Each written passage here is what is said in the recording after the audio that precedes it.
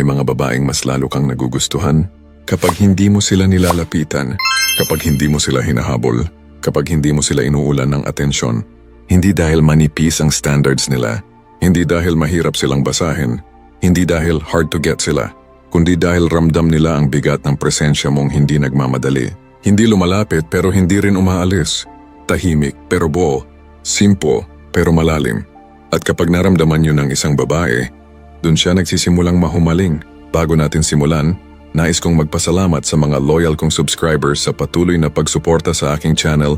Kayo ang inspirasyon ko sa paggawa ng mga bagong content. Kung bago ka sa channel ko, comment mo na kung taga saan ka. Kung tutuusin, hindi mo naman ginusto na maging ganito. Hindi mo pinangarap na maging lalaking OA sa effort, OA sa interest, OA sa presence. Pero aminado ka, may mga babae talagang binuksan ang kahinaan mo. Binigyan ka ng konting atensyon. Biglang nagbago ang mundo mo. Ngumiti siya, sumagot sa message mo, nagkwento ng kaunti, nagpakita ng konting lambing, tapos ikaw parang na-hypnotize mo. Bakit parang ikaw pa ang lalaking kinakain ng emosyon? Bakit parang ikaw pa ang nagiging alipin ng pag-asa? Ang masakit habang mas naging expressive ka, habang mas nagpakita ka ng interest, lalo kang nawala ng halaga sa kanya. At hindi mo maintindihan kung bakit. Iniisip mo pa nga minsan, masama ba talagang maging mabait? Masama ba talagang magpakita ng interest? Masama bang ipakita na gusto mo siya? Hindi, pero may kulang. At yun ang hindi mo pa nauunawaan kapag sobra bumababa ang halaga. Kapag hindi mo binigyan ng espasyo ang sarili mo, wala ring espasyo ang babae para mamiss ka. Ito ang totoo na madalas mong ayaw aminin. Hindi ka naman sobra sa interes sa babae. Sobra ka sa pag-asa. Hindi yung babae ang kinakapitan mo. Hindi yung ngiti niya. Hindi yung boses niya. Hindi yung mga chats niya. Ang kinakapitan mo, yung ideya ng finally may nagkaka-interest sa akin. Yung pakiramdam na may pumili sa'yo. Yung validation na may tumingin sa'yo ng may lambing. Hindi siya ang adik ka, kundi yung pakiramdam na worth it ka. Pero narito ang problema. Kung sa kanya mo kinuha ang value mo, sa kanya ka rin mawawasak. Dito ka nakakulong. Sa takot na mawala siya. Sa pangarap na baka maging kayo. Sa ilusyon na baka siya na yung magbabago ng buhay mo. At habang mas kumakapit ka, mas nararamdaman niyang ayaw mong mawala siya. At ang tao, kapag alam niyang hindi siya mawawala, nawawalan siya ng urgency. Ngayon wala na siyang reason para mag-effort. Wala na siyang thrill. Wala na siyang mystery. At ikaw, lalong nawawala ang dignidad mo. Kaya hindi ka makabitaw kasi hindi mo siya gusto. Gusto mo yung pakiramdam na may nagkakagusto sa'yo. At dahil dito, Hindi mo alam kung paano maging lalaking hindi OA sa interes. hindi mo alam kung paano maging kalmado. Hindi mo alam kung paano maging preskong presensya. Pero dito papasok ang stoicism. Sa stoicism may isang malupit na prinsipyo. Huwag kang umasa sa isang bagay na hindi mo kontrolado. Hindi mo kontrolado ang feelings niya. Hindi mo kontrolado ang magiging sagot niya. Hindi mo kontrolado kung mamahalin ka niya o hindi. Ang kontrolado mo lang, sarili mo, oras mo, presensya mo, puso mo, dignidad mo. Kaya ang tunay na stoic man, hindi umiikot ang buhay sa isang babae. Hindi iniikot ang lakas sa isang text reply. Hindi iniikot ang emosyon sa atensyon ng iba. Hindi dahil wala siyang pakialam, kundi dahil hindi siya alipin ng damdamin. At ito ang sekreto.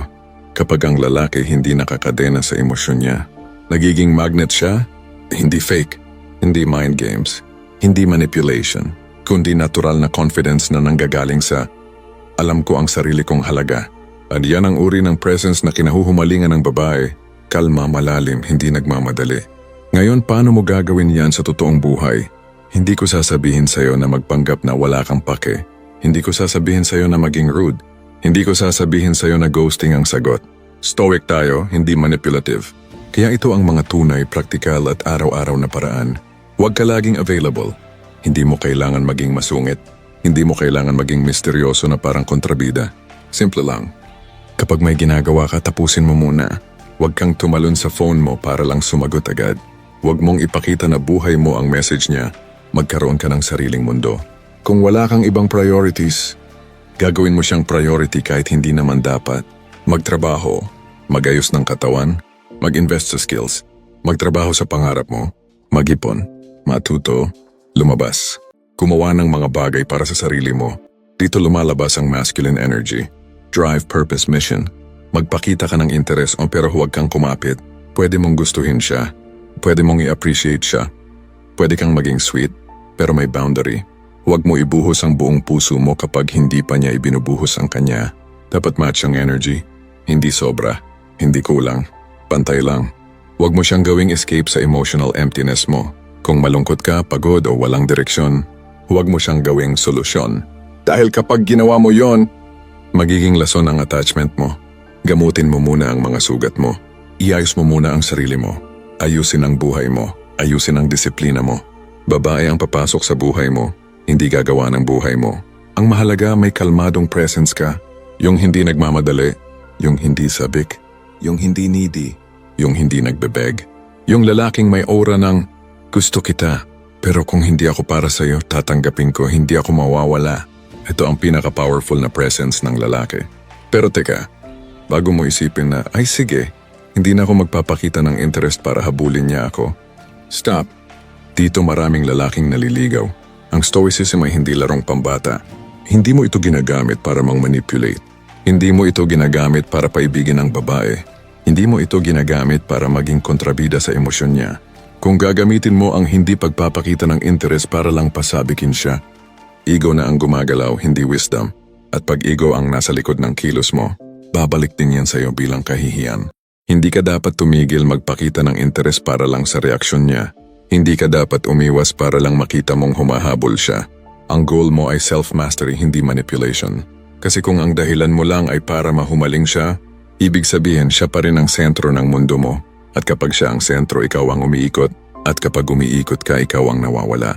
Kapag natutunan mong hindi magpakita ng labis na interes, hindi dahil sa laro kundi dahil stable ka, nagbabago ang buong enerhiya mo. Nagiging grounded ka, nagiging kalmado ka, nagiging present ka, nagiging confident ka.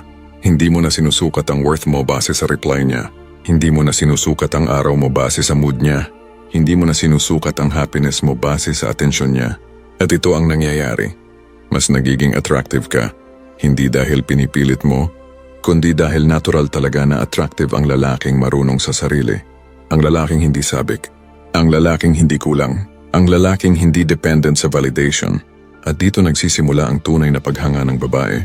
Hindi sa pabebe mong pagpapakyut, kundi sa dignidad mong hindi natitinag.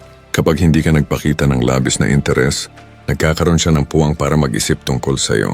Para mamiss ka, para mag-effort, para siya naman ang gumalaw papalapit. Hindi dahil nilaro mo siya, kundi dahil nahanap mo ang sarili mo. May kakaibang lakas ang lalaking hindi nagmamadali, hindi nagpapanik kapag hindi agad nire-replyan. Hindi nangungulit, hindi nagpapakita ng pagkasabik. Hindi dahil wala siyang pakialam, kundi dahil marunong siyang kumalma sa gitna ng sariling damdamin. At ang ganitong uri ng lalaki, ito ang nagiging dahilan kung bakit nahuhumaling ang babae nang hindi niya namamalayan. Hindi dahil ginagawa mong laro ang pag-ibig, kundi dahil hindi mo binibenta ang sarili mong halaga. Aminin mo, maraming pagkakataon na kumilos ka ng hindi mo gusto. Hindi dahil masama kang tao, kundi dahil takot kang mawala siya. Ilang beses mo nang ginawa to? Pag hindi siya nag-reply, ikaw pa ang nag-aalala. Pag cold siya, ikaw pa ang nagiging mas warm. Pag busy siya, ikaw pa ang gumagawa ng paraan para maging available. Pag hindi siya consistent, ikaw pa ang nagiging mas consistent. Pag may ibang lalaking nagpaparamdam sa kanya, ikaw pa ang nauubusan ng lakas. Ang masakit, habang mas lumalapit ka, mas siya lumalayo. Habang mas nagpapakita ka, mas bumababa ang tingin niya. Habang mas nagsusumikap ka, mas nawawala ang mystery mo. Hindi mo sinasadya, pero kinukumbinsi mo siyang mura ang halaga mo. At marahil paulit-ulit itong nangyari sa'yo. Kaya ngayon, tuwing may babaeng gusto mo, Parang automatic ang emosyon mo. Paano ko mapapansin? Paano ko mapaparamdam na sincere ako? Paano ko mas mapapaklose kami? Pero eto ang masakit na katotohanan. Habang hinahabol mo ang connection, ikaw ang nawawalan ng connection sa sarili mo. Kung susuriin mo ng malalim, hindi yung babae ang gusto mong habulin, kundi yung nararamdaman mo kapag kausap mo siya. Gusto mo yung glow sa chat. Gusto mo yung kilig. Gusto mo yung validation. Gusto mo yung idea na may babaeng may gusto rin sa akin. Pero eto ang problema. Kapag sa babae mo kinuha ang sense of worth mo, wala kang kalayaan. Kaya ka nagiging clingy. Kaya ka mabilis mabali. Kaya ka madaling maapektuhan. Kaya ka nagiging overly invested sa taong hindi pa naman nagbibigay ng sapat na dahilan para isipin mong ikaw ang gusto niya. At kahit hindi mo sinasabi ng malakas, alam mo sa loob mo, Hindi ko siya gustong mawala kasi pag nawala siya, mawawala rin ang pakiramdam na may halaga ako. Diyan ka nakakadena, diyan ka nauubos at hindi mo alam. Pero dama ng babae diyan. Ramdam nila ang lalaking naghahang emotionally. Ramdam nila ang lalaking nakadepende sa reaction nila. Ramdam nila ang lalaking may takot sa pagkawala. At ang fear na yan ang pinakamatindi nilang naamoy. At pag naamoy nila yon, hindi sila nagiging mean, pero unti-unti silang nawawalan ng attraction. Hindi dahil masama sila, kundi dahil nature. Ang babae ay na-attract sa lalaking grounded, hindi sa lalaking nakaangkla sa emosyon niya. Sa Stoicism, may pinakamalakas na aral tungkol dito. Ang tunay na lakas ay makikita sa taong hindi dinidiktahan ng kanyang damdamin. Hindi ibig sabihin walang emosyon. Hindi ibig sabihin walang nararamdaman. Ibig sabihin, marunong maglagay ng distansya ang isip sa emosyon at dito pumapasok ang power ng hindi pagpapakita ng labis na interes. Hindi dahil you're being cold, kundi dahil hindi mo hinahayaan ang sarili mong maging dependent. Kapag hindi ka dependent, hindi ka needy, hindi ka impulsive, hindi ka reactive, hindi ka sabik, hindi ka nauubos, kalmado ka, present ka, may sariling center ka. At ang lalaking may sariling center, mas malakas ang dating, mas may laman ang aura, mas may lalim, mas may confidence na hindi plastic. Hindi siya nagpapakita ng interes ng sobra kasi hindi niya kailangan ng kapalit. Hindi siya naghahabol kasi hindi niya tinitingnan ang babae bilang source ng worth. At dito nagsisimulang mahumaling ang babae. Ngayon bababa tayo sa pinaka-praktikal na bahagi. Paano mamuhay bilang lalaking hindi OA sa interes, pero hindi rin manhid, hindi rude, hindi playing games. Ito totoong stoic, hindi toxic. 1. Magbigay ng atensyon pero hindi buong oras. Kung may conversation kayo, makipag-usap. Pero kapag busy ka, huwag mong pilitin. Huwag mong iwan ang buhay mo para lang maging present sa kanya 24/7. Ang lalaking may direction at may priorities, yan ang lalaking may value. 2. I-manage ang emotional impulses mo. Pag hindi siya nag-reply agad, huwag ka sumabog ng thoughts. Huwag mag-overthink. Huwag mag-send ng "Are you okay?" after 10 minutes. Huwag magpahiwatig na nababahala ka. Ibaling mo ang isip mo sa ginagawa mo. Ibalik ang awareness sa katawan mo. Hinga. Maglakad. Magbasa. Trabaho. Gym. Shower. Journal. Ito ang ginagawa ng Stoics. Hindi nila nilalabanan ang emosyon. Pinapadaan lang nila. 3. Magpakatotoo pero huwag magpakulong. Pwede mong sabihin na interested ka. Pwede mong ipakita na gusto mo siya. Pero hindi mo kailangan ipakita na kailangan mo siya. 4. I-match mo lang ang energy niya, huwag mong i-lead by desperation. Kung sweet siya, be sweet in a masculine way. Kung cold siya, remain calm, don't chase. Kung busy siya, respect her time without begging for attention. Kung may distance siya, observe, huwag mong habulin. The Stoic path is not passive. It's calculated calmness. 5. Harapin ang buhay mo bilang mission first na lalaki. Ito ang pinaka-attractive trait ng lalaki. May direction, may purpose, may routine, may disiplina. Hindi yung babae ang bumubuo sa araw mo. Hindi yung babae ang bumubuo sa identity mo.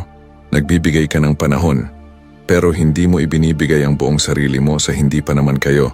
Ang presensya mo ay regalo, hindi requirement. Example, huwag ka mag-react sa maliliit na bagay. Kapag may menong nag-comment sa post niya, huwag mag-freak out. Kapag may lumandi sa kanya sa comment section, huwag bigyan ng meaning. Kapag hindi agad nag-reply, huwag ka mag-assume. Kapag nagbago ang vibe niya sa araw na iyon, huwag ka magpadrama. Mas nagiging attractive ang lalaki kapag kalmado. Hindi dahil nagpapaka-alpha ka, kundi dahil marunong kang magpakalalaki sa harap ng emosyon. 7. Slow presence, steady warmth. Ito ang golden formula. Dahan-dahang presensya pero consistent. Warmth na may hangganan, hindi umaapaw. Approach na may dignity, hindi desperation. Hindi ka invisible. Hindi ka clingy. Nasa gitna ka. At dito nababaliw ang babae. Kasi hindi ka predictable. Hindi ka pushy. Hindi ka passive. Hindi ka OA. Ikaw yung tamang timpla ng gusto kita. Pero hindi ako mawawasak pag hindi mo ako gusto. Pero ito ang mahalagang babala. Kapag ginagawa mo ito para lang habulin ka niya, hindi ka stoic, manipulator ka. At babagsak ka rin, guaranteed. Bakit? Kasi kapag hindi mo nakuha yung gusto mong reaction, babalik ka sa pagiging needy, babalik ka sa pagiging kulang, babalik ka sa pagiging dependent, babalik ka sa pagiging reaction-based na lalaki. At ang lalaking umaasa sa reaksyon ng babae, walang sariling kontrol. Kung ang goal mo ay pasabikin siya at paibigin siya gamit ang controlled interest, ibig sabihin, ego mo pa rin ang mas importante. At ang ego, walang ginagawa kundi sirain ka. Kung gagawin mo ang path na ito, gawin mo dahil may respeto ka sa sarili mo, may direksyon ka, may dignity ka, may identity ka kahit wala siya. Hindi dahil gusto mong makita ang reaksyon niya.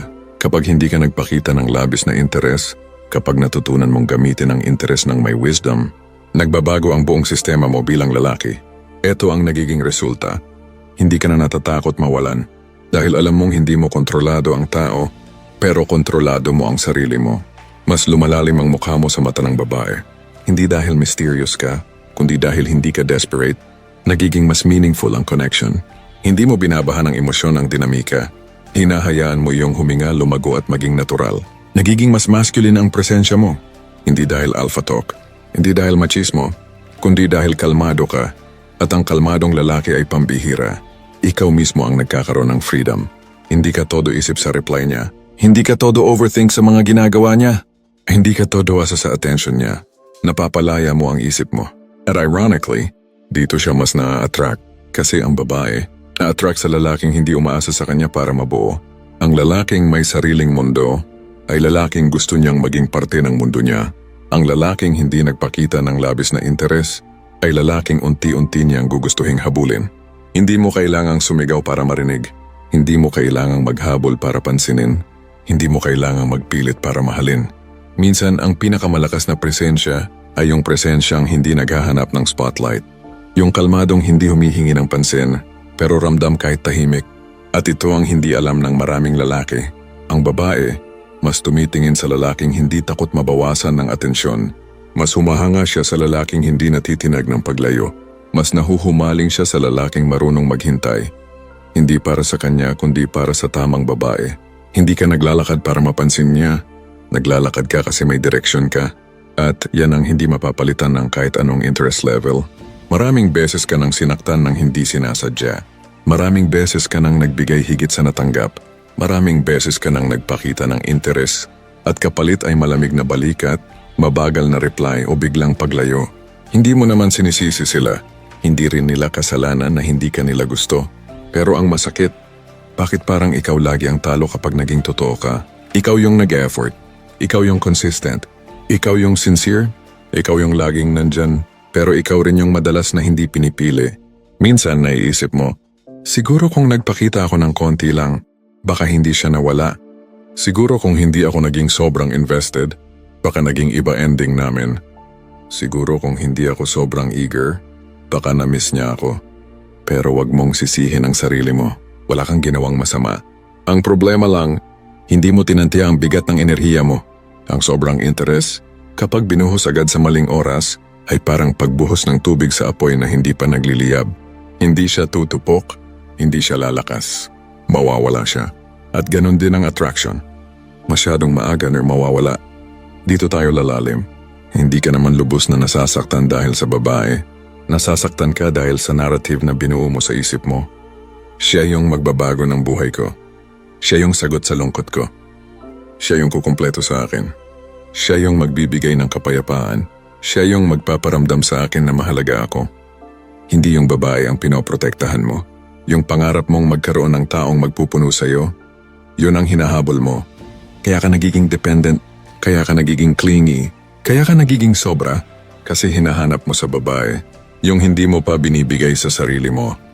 Inner strength, emotional stability, sense of worth, peace, direksyon, self-love, self-respect. Kaya kapag nagpakita siya ng konting interes, parang nabubuhay ka. Kapag lumayo siya, parang bumagsak mundo mo. Pero hindi talaga siya ang hinahabol mo. Hinahabol mo yung version ng sarili mong matagal mo nang gustong makita. At dito pumapasok ang Stoicism. Sa Stoic philosophy may isang aral na sobrang powerful. The man who is dependent on nothing becomes desirable to many. Hindi ito tungkol sa pagiging cold. Hindi ito tungkol sa pagiging walang emosyon. Hindi ito pagiging insensitive. Ito ay tungkol sa pagiging malaya. Kapag malaya ka, hindi ka natitinag. Hindi ka nagmamakaawa. Hindi ka sumusuko sa impulses, hindi ka pinaikot ng lungkot, hindi ka pinipilit ng takot, hindi ka inaagawan ng isip ng anxiety, hindi ka nagiging slave ng opinion ng babae, at yan ang paradox. Kapag hindi ka umaasa, saka ka nagiging worth habulin kasi hindi mo kailangan ng babae. Pero kaya mo siyang mahalin ng buo. Hindi dahil kulang ka kundi dahil buo ka. Hindi ka OA sa interes kasi hindi ka gutom, hindi ka sabik, hindi ka dependent. Kapag grounded ka, nagiging automatic ang attractive aura mo. Ngayong malinaw na ang prinsipyo, ito ang tunay at praktikal na paraan para maging lalaking hindi OA sa interes. At dahil doon, nagiging magnetic ang presensya mo. 1. Slow down your intentions. Hindi mo kailangang ibigay agad ang buong interest mo. Hindi mo kailangang madaliin ang connection. Hindi mo kailangang i-rush ang closeness. Hinay-hinay, steady, may pacing. Hindi ka nagmamadali kasi hindi ka desperado. Show interest with boundaries. Makipag-usap, makipagkulitan, makipagkwentuhan, makipag-date. Pero huwag kang magbigay ng 100% kung 20% pa lang ang binibigay niya. Match energy, match effort, match pace. Hindi mo binibigyan ng meaning ang maliit. Hindi mo ginagawang big deal ang hindi pa dapat. Hindi mo nilalagyan ng label ang connection na hindi pa solid. Sure, control the urge to chase.